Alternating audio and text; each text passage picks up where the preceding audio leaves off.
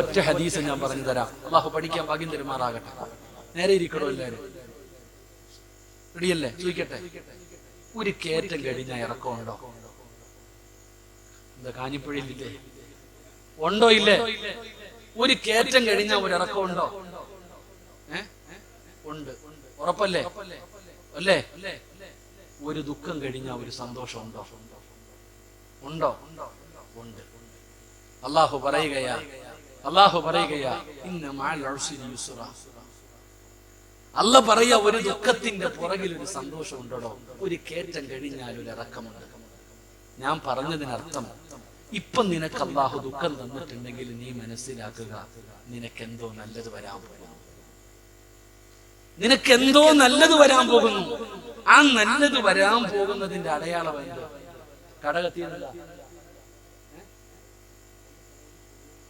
കടകത്തി അന്ന് കുറച്ചുവിനെ ഇൻഷുറൻസും ഇല്ല, ഒന്നുമില്ല. അങ്ങനെ വേണം. അൽഹംദുലില്ലാഹ്, അല്ലാഹു ഈമാൻ നിലനിർത്തി കൊടുക്കുമാറാകട്ടെ.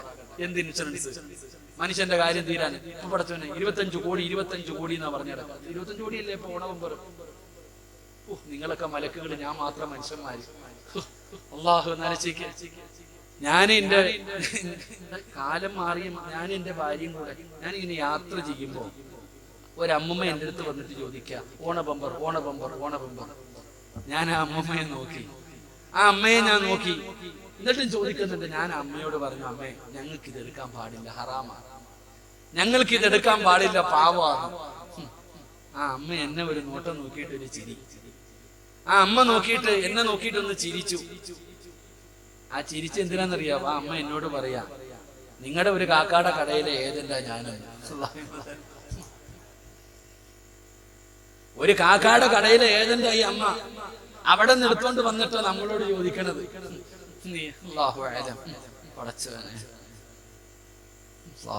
ലോട്ടറി. 1400 കൊല്ലം മുമ്പ് നബിതങ്ങൾ പറഞ്ഞിട്ടുണ്ട് ഇത് എടുക്കല്ലേന്ന്. കഴിഞ്ഞ വർഷം കോടി അടിച്ചവൻ തന്നെ പറയുന്നുണ്ട്, ഇനി ജീവിതത്തിൽ ഒരാൾക്കും ഇത് അടിക്കരുതെന്ന്. കാരണം അടിച്ചതോടുകൂടി ഓന്റെ സമാധാനം പോയി. ഓൻ തന്നെയാ പറഞ്ഞത്, എടാ എടുക്കണ ചങ്ങാതി, ലോട്ടറി എടുക്കണ ചങ്ങാതിയോട് ഞാൻ പറയാ, ഇപ്പൊ കയറി കിടക്കാൻ ഒരു വീടും 5 സെന്റ് സ്ഥലവും ഇതിലുണ്ട്, ഇതുകൂടെ പോടും. അള്ളാഹു കാക്കമാറാകട്ടെ. നിനക്കിപ്പോ സമാധാനമുണ്ട് കയറി കിടക്കാൻ. വാടകയ്ക്കാണെങ്കിൽ വീടുണ്ട് ചങ്ങായി. അള്ളാന്റെ സഹായം നിനക്കുണ്ട്. നീ ഇത് എടുത്ത അന്നത്തോടെ നിന്റെ കാര്യം പോയി. അതോടുകൂടി അള്ളാന്റെ സഹായം നഷ്ടപ്പെടും. ഒരു പാടില്ല. എന്തിനാ ഇതൊക്കെ? എന്തിനാ ഇത്? ഇസ്ലാമിന്റെ നിയമങ്ങൾ. ഇതൊക്കെ ലോൺ എടുത്തതോടുകൂടി എത്തീങ്കാനയിലായവരില്ലേ?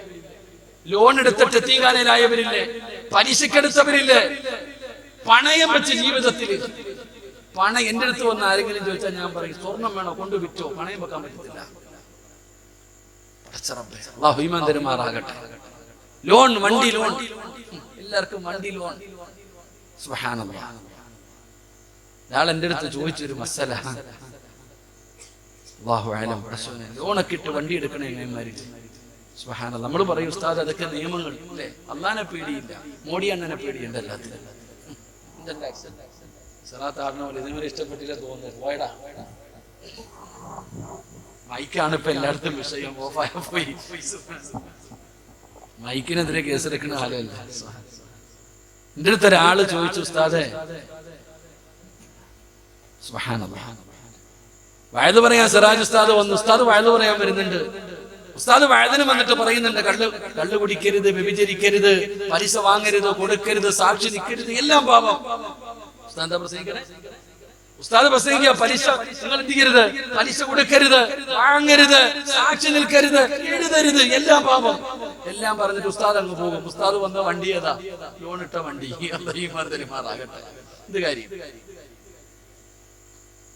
ഞാൻ എന്റെ ഉസ്താദിനോട് ഞാൻ ചോദിക്കണത്, എടാ, നിനക്ക് 25 ലക്ഷത്തിന്റെ വണ്ടി എടുക്കണമെങ്കിൽ പൈസ കൊടുത്തിട്ട് എടുക്ക്. പൈസ കൊടുത്തിട്ട് എന്തിനാ പേടിക്കണം? അള്ളാനെ പേടിക്ക്. എന്തിനാ ഇമ്മരെ പേടിക്കണേ? രാജ്യത്ത് നിനക്ക് ടാക്സ് കൊടുക്കണോ? കൊടുത്തിട്ട് എടുക്ക്. എന്തിനാ പേടിക്കണേ?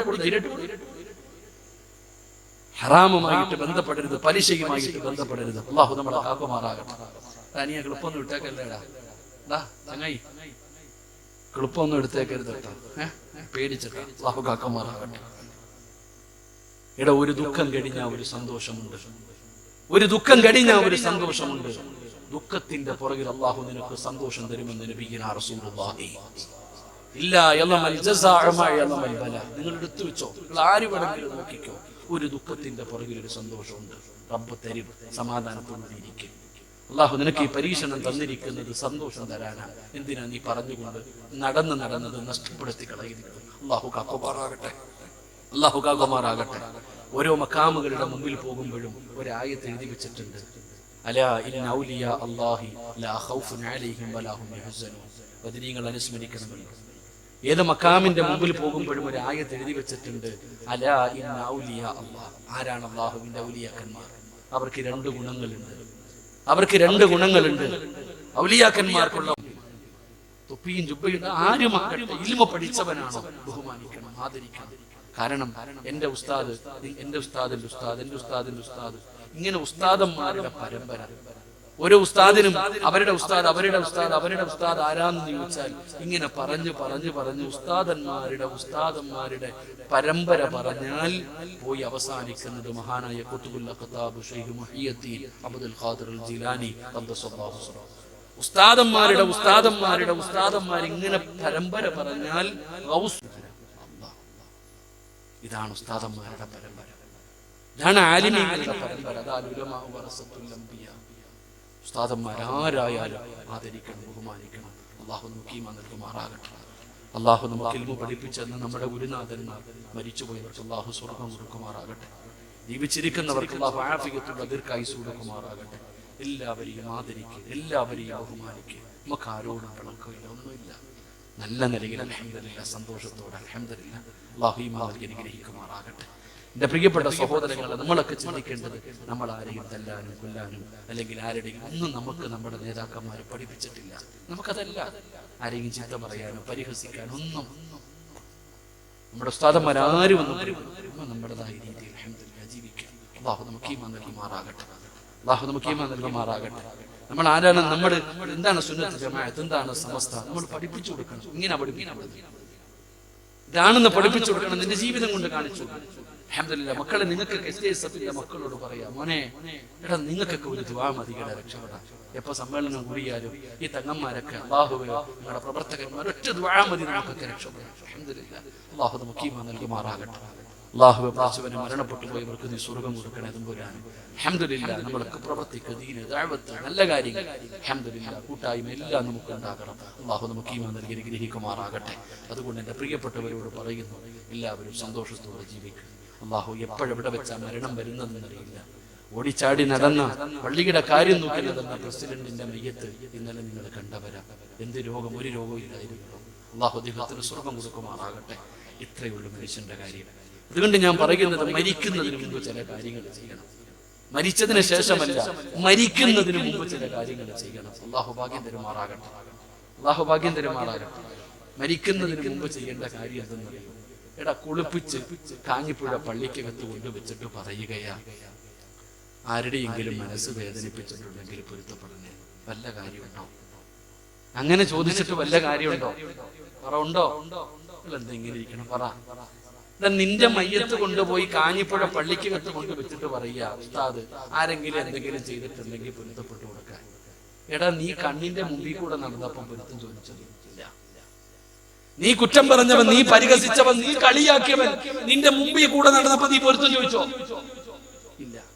എന്നിട്ട് ആ പള്ളിക്കകത്ത് കൊണ്ടുവച്ചിട്ട് ചോദിച്ചിട്ട് എന്ത് കാര്യം? നീ ജീവിച്ചിരിക്കുമ്പോ ചോദിക്കണം. അല്ലാഹു ഈമാൻ തരുമാറാകട്ടെ. ഒരു നാണവും മാനവില്ല. അവൻ പറയും, പരിഹസിക്കുമ്പോ അന്നടാ തന്റെ ഇത് നാണം കിട്ട എന്റെ അടുത്ത് സലാം പറയാൻ വന്നടാ, പറഞ്ഞിട്ട് കുഴപ്പമില്ല. ഒരാള് പിണങ്ങിയിരിക്കുക, ആദ്യം നീ പോയി സലാം പറ, നിനക്ക് സ്വർഗത്തിൽ ഒരു വീട് കിട്ടുമെന്ന് നബിയുനാ റസൂലുള്ളാഹി. രണ്ട് കൂട്ടുകാര് പിണങ്ങിയിരുന്നു, ആദ്യം പോയി സലാം പറഞ്ഞ നീ പോയി അവൻ കളിയാക്കും, 4 പേരോട് പറയും, പരിഹസിക്കും, പോട്ടെ, നിനക്ക് എന്ത് കിട്ടും? ആദ്യം ചെന്ന് സലാം പറഞ്ഞ എന്ത് കിട്ടും? ഉറക്കപ്പുറകാക്ക എന്ത് കിട്ടും? സ്വർഗത്തിന് എന്ത് കിട്ടും? വീട് കിട്ടും. നിനക്ക് എന്നാ പിടിക്കാനോ? അവൻ ചില പാർട്ടി ഇറക്കും, അവന്റെ പണി. എടാ, മയ്യത്ത് കൊണ്ടുപോയി പള്ളിക്കകത്ത് വെച്ചിട്ടല്ല പൊരുത്തം ചോദിക്കേണ്ടത്, ജീവിച്ചിരിക്കുമ്പോ ചോദിക്കണം. അല്ലാഹു ഭാഗ്യം തരുമാറാകട്ടെ. 2 ഖതീബ് പറയും, കടവുണ്ടെങ്കിൽ പൊരുത്തപ്പെട്ടു കൊടുക്കാൻ. ആർക്കെങ്കിലും പൈസ തരാൻ എന്തെങ്കിലും മക്കളുമായിട്ട് ബന്ധപ്പെടാൻ. നബിതങ്ങൾ പറഞ്ഞില്ലേ, നീ എഴുതി വെക്കാതെ ഉറങ്ങരുത് എന്ന് നബിയുനാ റസൂലുള്ളാഹി. കിടന്നുറങ്ങുന്നതിന് മുമ്പ് എന്ത് എഴുതി വെക്കണം? പണ്ടത്തെ വാപ്പമാരുടെ കട്ടിലിനടിയിൽ ഒരു ബുക്ക് കാണും, എന്ത് കണക്ക്. ഇപ്പൊ കണക്ക് കാണും. അല്ലാഹു കാക്കുമാറാകട്ടെ. അരയിൽ കെട്ടിക്കൊണ്ട് നടക്കാതാക്കോല്, പെണ്ണുപിള്ളയ്ക്ക് പോലും കൊടുക്കാതെ, ഭാര്യമാർക്ക് പോലും ചെലവിന് കൊടുക്കാതെ കെട്ടിത്തൂപ്പിക്കൊണ്ട് നടക്കും. മക്കൾക്കും കൊടുക്കൂല, പണം ഇഷ്ടം പറ്റാം, ആർക്കും കൊടുക്കൂല. അല്ലാഹു ഈമാൻ നൽകുമാറാകട്ടെ. രണ്ടാമത്തെ കാര്യം, കടമുണ്ടെങ്കിൽ എന്ത് ചെയ്യണം? എന്ത് ചെയ്യണം? പറ കാക്കമാർ, എന്ത് ചെയ്യണം?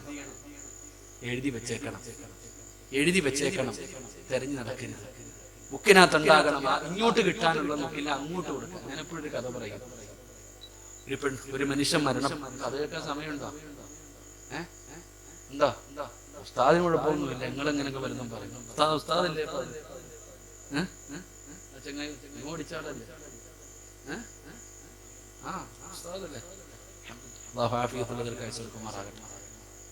ഇങ്ങോട്ട് നോക്കിയിട്ട് ഊന്നിരുന്നേ.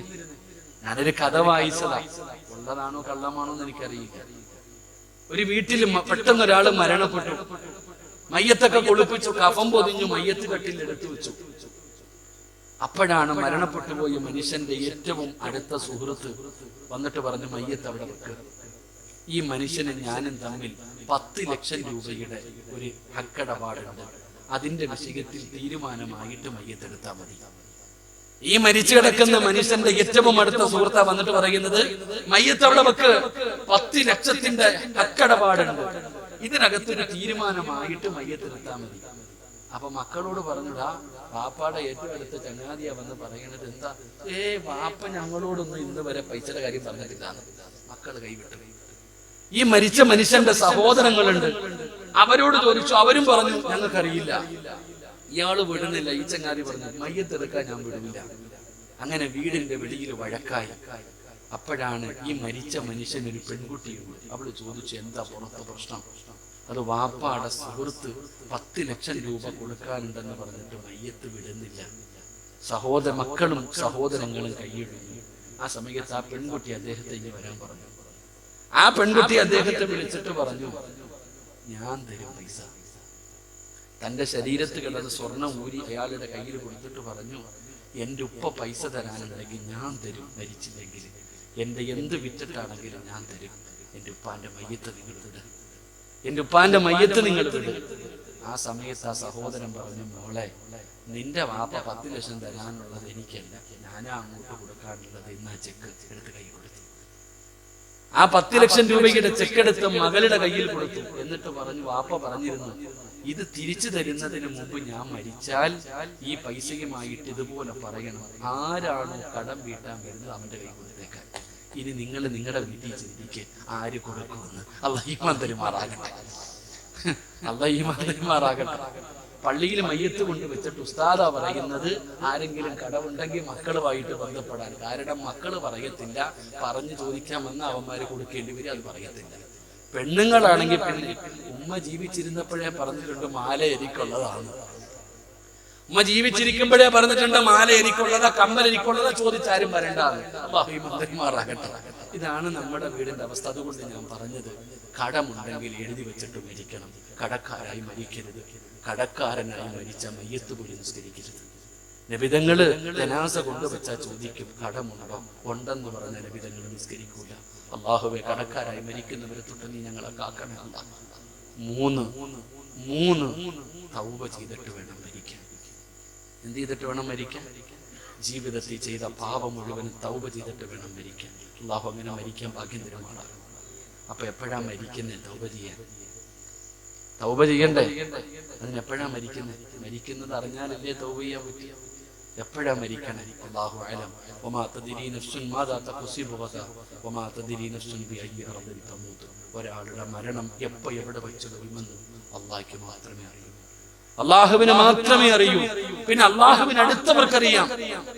അല്ലാഹുവിലേക്ക് ഒരു അടിമ അടുക്കുന്നതിനനുസരിച്ച് പറഞ്ഞൊരു ഉസ്താദ് സമസ്തയുടെ ട്രഷറായിരുന്നു. ഉസ്താദിന്റെ സ്മരണിക വായിച്ചു. എന്റെ പ്രിയപ്പെട്ടവരെ, മരിക്കുന്നതിന്റെ തലേ ദിവസം വീടിന്റെ മുമ്പിൽ ഒരാൾ നിന്ന് പുല്ല് ചെത്തുന്നുണ്ട്. അപ്പൊ മക്കള് ചോദിച്ചു, എന്റെ കല്യാണം വല്ലതും ഉണ്ടോ? മക്കള് ചോദിച്ചു, കല്യാണം വല്ലതും ഉണ്ടോ?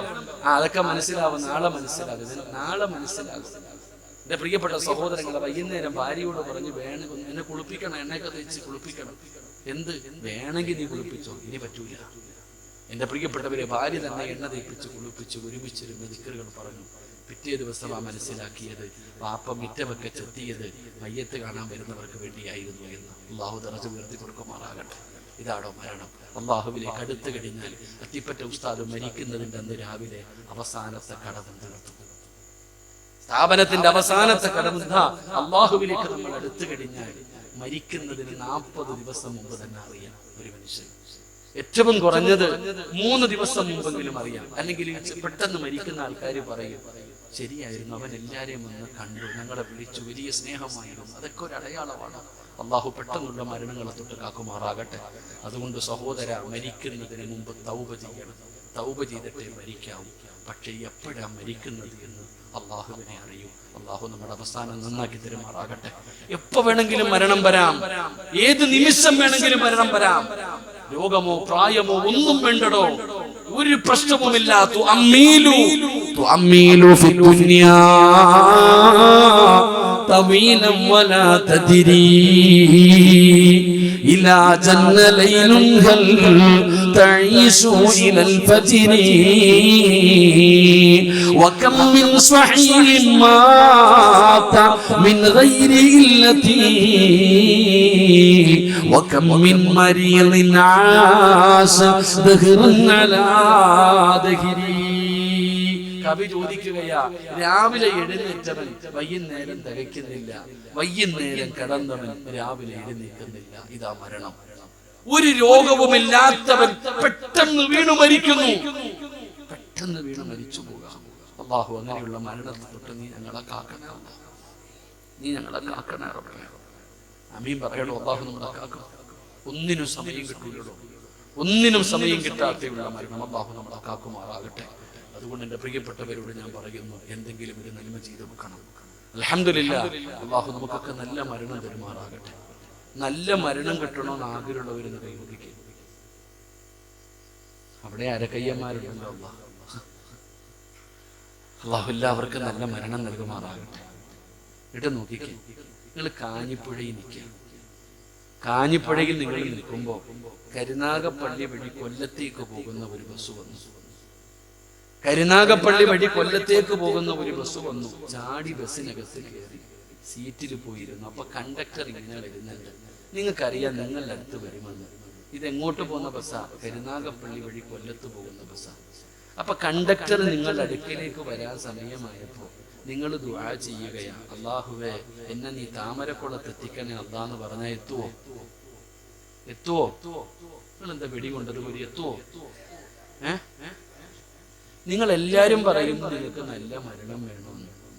നീ ജീവിതത്തിൽ ചെയ്ത ഒരു നന്മ പറഞ്ഞു. 30, 40, 50, 60 വയസ്സുള്ളവരുണ്ടല്ലോ. ഞാൻ ചോദിക്കുന്നത്, നിന്റെ ജീവിതത്തിൽ ചെയ്ത അല്ലാഹു സ്വീകരിച്ച ഒരു നന്മ പറഞ്ഞു. ഒരെണ്ണം. പിന്നെങ്ങനാ വാപ്പ നിനക്ക് നല്ല മരണം കിട്ടുന്നത്? ഇന്ന് രാത്രി നീ മരിച്ച, ഇന്ന് രാത്രി നീ മരിച്ച നിനക്ക് നല്ല മരണം കിട്ടാൻ നീ ചെയ്ത ഒരു നന്മ പറഞ്ഞു. 100 ഇതാ നമ്മുടെ അവസ്ഥ, ഇതാണ് നമ്മുടെ അവസ്ഥ. ഞാൻ പറയുന്നത് ഒരെണ്ണം ചെയ്തു വെക്കുക, ഒരേ ഒരെണ്ണം.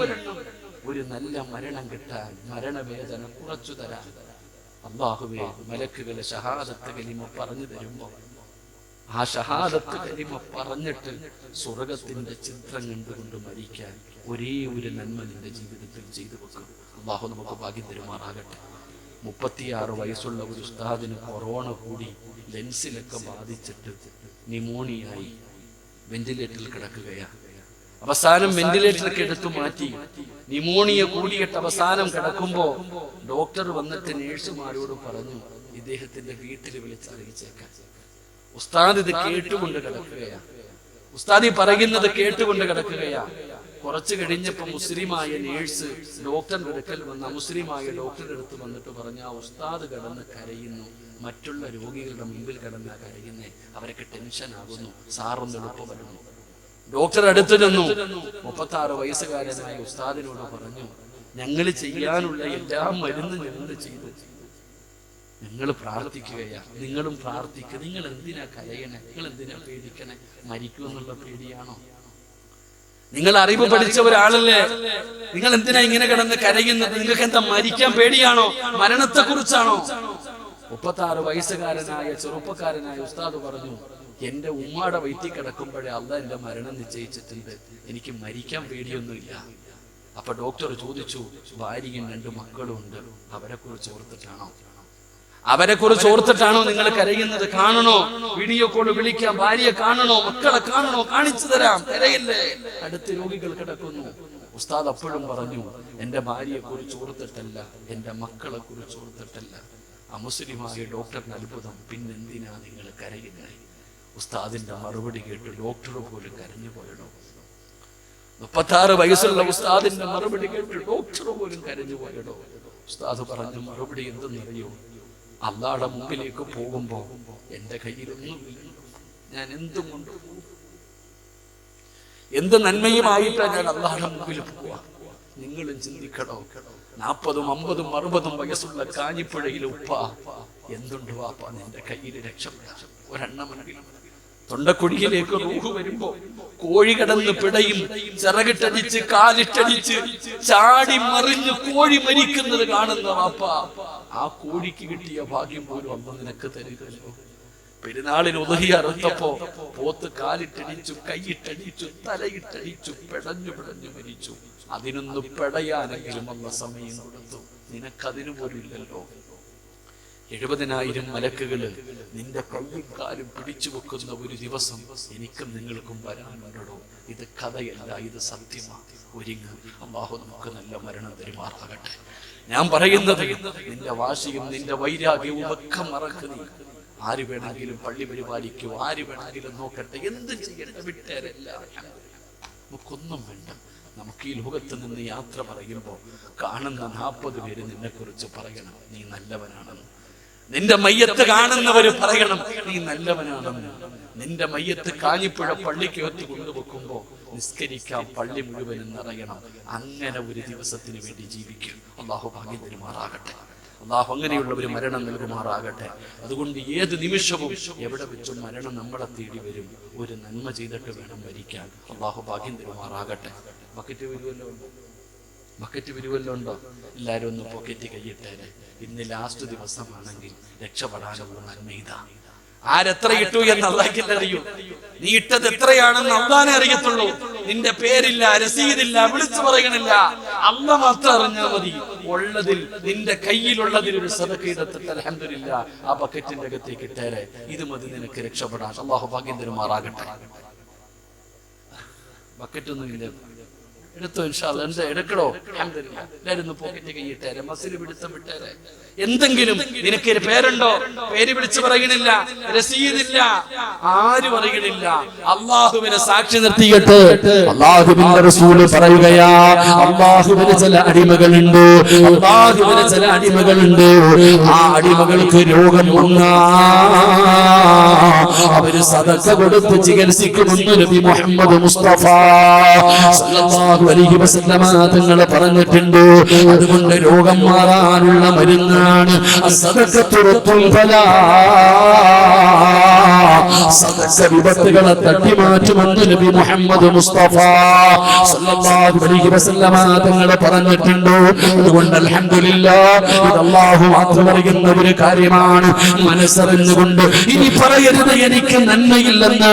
ഉസ്താദേ, നല്ല മരണം കിട്ടാൻ ഈ ബക്കറ്റിന്റെ അകത്തിട്ട ഒരു സദഖ മതി. അതല്ലയെ അറിഞ്ഞിട്ടുള്ളൂ. റഹീമായ അല്ലാഹ്, ദയാലുവായ അല്ലാഹ്, കരുണക്കടലായ അല്ലാഹ്, ഈ സദഖ സ്വീകരിക്കണേ അല്ലാഹ്. മാരകമായ രോഗങ്ങളുടെ അണുക്കൾ ഇവരുടെ ആരുടെയെങ്കിലും ശരീരത്തിലുണ്ടെങ്കിലോ ഈ സദഖയുടെ ബറക്കത്ത് കൊണ്ട് കരിച്ച് കളയണേ അല്ലാഹ്. അതൊക്കെ മുറിക്കല്ലേ അല്ലാഹ്. കണ്ണുനീര് കുടിപ്പിക്കല്ലേ അല്ലാഹ്. അപകടങ്ങൾ, അപകട മരണങ്ങൾ, ദുർമരണങ്ങൾ, പെട്ടെന്നുള്ള മരണങ്ങളെ തൊട്ട് കാക്കണേ അല്ലാഹ്. ഈ ഏതെങ്കിലും ക്യാൻസർ പോലെ, ട്യൂമർ പോലെ, ഏതെങ്കിലും മാരകമായ രോഗത്തിന്റെ അണുക്കളോ ഈ പാവങ്ങളുടെ ശരീരത്തിലുണ്ടോ കരിച്ചു കളയണേ അല്ലാ, കരിച്ചു കളയണേ അല്ലാ, ശിഫ നൽകണേ അല്ലാ. അല്ലാഹു ശിഫ നൽകി അനുഗ്രഹിക്കുമാറാകട്ടെ. ഇത് ബക്കറ്റ് ചങ്ങായി അൽഹംദുലില്ലാ ഉള്ളത് മേടിച്ചു അൽഹംദുലില്ലാ ധൃതി വേണ്ട കേട്ടോ. അല്ലാഹു കബൂലാക്കുമാറാകട്ടെ. ഇലാ ഹദറത്ത് റൂഹി നബിയിനാ മുഹമ്മദിൻ സ്വല്ലല്ലാഹു അലൈഹി വസല്ലം. അൽ-ഫാത്തിഹ. അഊദു ബില്ലാഹി മിനശ് ശൈത്വാനിർ റജീം. ബിസ്മില്ലാഹിർ റഹ്മാനിർ റഹീം. الحمد لله رب العالمين الرحمن الرحيم مالك يوم الدين إياك نعبد وإياك نستعين اهدنا الصراط المستقيم صراط الذين أنعمت عليهم غير المغضوب عليهم ولا الضالين آمين. بسم الله الرحمن الرحيم. قل هو الله أحد الله الصمد لم يلد ولم يولد ولم يكن له كفوا أحد. بسم الله الرحمن الرحيم. قل هو الله أحد الله الصمد لم يلد ولم يولد ولم يكن له كفوا أحد. بسم الله الرحمن الرحيم. قل هو الله أحد الله الصمد لم يلد ولم يولد ولم يكن له كفوا أحد. بسم الله الرحمن الرحيم. قل أعوذ برب الفلق من شر ما خلق ومن شر غاسق إذا وقب ومن شر النفاثات في العقد ومن شر حاسد إذا حسد. بسم الله الرحمن الرحيم. قل أعوذ برب الناس ملك الناس إله الناس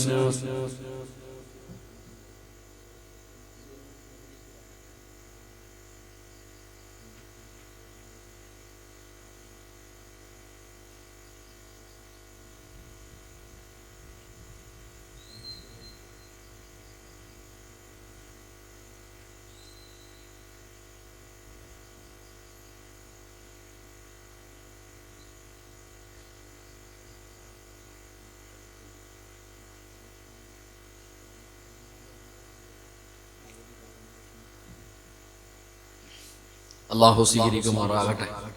അൽഹംദുലില്ലാ. എൻ്റെ പ്രിയപ്പെട്ട സഹോദരങ്ങളെ, സംഘാടകർക്ക് വലിയൊരു ആഗ്രഹമുണ്ട്. ആത്മീയവും ഭൗതികമായ വിദ്യാഭ്യാസം ഇടകലർത്തിക്കൊണ്ട് മക്കളെ പഠിപ്പിക്കുന്ന ഒരു സ്ഥാപനം പണിയുക എന്നതാണ് അവരുടെ ഏറ്റവും വലിയ ലക്ഷ്യം. അൽഹംദുലില്ലാ, ഇവിടെ എവിടെയോ കുറച്ചു സ്ഥലം അവർ കണ്ടെത്തി വെച്ചിട്ടുണ്ട്. പലരും അൽഹംദുലില്ലാ ഉസ്താദേ എന്നെ കൊണ്ട് കഴിയുന്നത് തരാം, 1,50,000 വെച്ച് പലരും ഓഫർ ചെയ്തവരുണ്ട്. അല്ലാഹു കബൂലാക്കുമാറാകട്ടെ. അല്ലാഹു സ്വീകരിക്കുമാറാകട്ടെ.